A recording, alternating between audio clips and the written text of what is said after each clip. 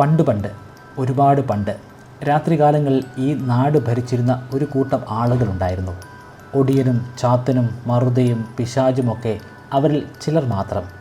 അവരെ ഭയന്ന് ഇരുട്ടത്ത് മുറ്റത്തിറങ്ങാൻ ഭയപ്പെട്ടിരുന്ന അനവധി വീരന്മാർ ഈ നാട്ടിൽ ജനിച്ച് ജീവിച്ച് മരിച്ചിട്ടുണ്ട്. പിന്നീട് നമ്മളൊരു സ്വിച്ചിൽ വിരലമർത്തി ചാത്തനെയും മറുതയും ഒക്കെ കണ്ടം വഴി ഓടിച്ചു വിട്ടു.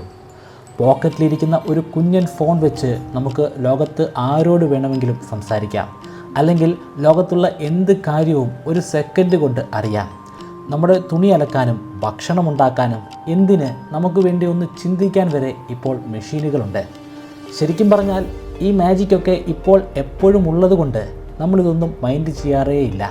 ഒരു ദിവസം കറണ്ട് ഇല്ലെങ്കിൽ നമ്മുടെയൊക്കെ വീട് തന്നെ ഉറങ്ങിപ്പോകും. 2018 പ്രളയ സമയത്ത് ഏതാണ്ട് ഒരാഴ്ചയാണ് കറണ്ട് ഇല്ലാതിരുന്നത്. വർഷങ്ങളോളം പ്രണയിച്ച പെണ്ണ് മറ്റൊരുത്തിനെ കെട്ടിപ്പോകുന്ന അവസ്ഥയായിരുന്നു അന്ന്. കറണ്ടില്ലാത്ത ഒരു ജീവിതത്തെക്കുറിച്ച് നമുക്ക് ചിന്തിക്കാനേ കഴിയില്ല. ഇതൊരു മാജിക്കാണ്. ഈ ലോകത്തെ മുഴുവനും ഭരിക്കുന്ന ഒരു ജാലവിദ്യക്കാരൻ. ഇന്ന് നമ്മൾ ജീവവായുവിന് തുല്യം സ്നേഹിക്കുന്ന കറണ്ടിനെ നമ്മുടെ പൂർവികർ ഭയന്ന് വിറച്ചിരുന്നു. തുലാമഴയ്ക്കൊപ്പം വരുന്ന ഇടിമിന്നൽ ദൈവത്തിൻ്റെയോ ചെകുത്താൻ്റെയോ വേലകളാണെന്ന് അവർ തെറ്റിദ്ധരിച്ചിരുന്നു. ഈ ഇടിമിന്നലിനെ നമ്മളെങ്ങനെ പിടിച്ചു കെട്ടിയെന്ന കഥ ഏതെങ്കിലും ഒരു ചേട്ടൻ ലാബിലിരുന്ന് ഒറ്റയടിക്ക് കണ്ടുപിടിച്ച ഒരു സിമ്പിൾ കഥയല്ല. അത് ഒരുപാട് കാലമെടുത്ത കുറേ പ്രശ്നങ്ങളുള്ള ഭയങ്കര ആവേശമുള്ള ഒരു ചരിത്രമാണ്. ആ കഥയിൽ നിറയെ ബുദ്ധിരാക്ഷസന്മാരുണ്ട്. അവിചാരിതമായി പറ്റിയ അബദ്ധങ്ങളുണ്ട്.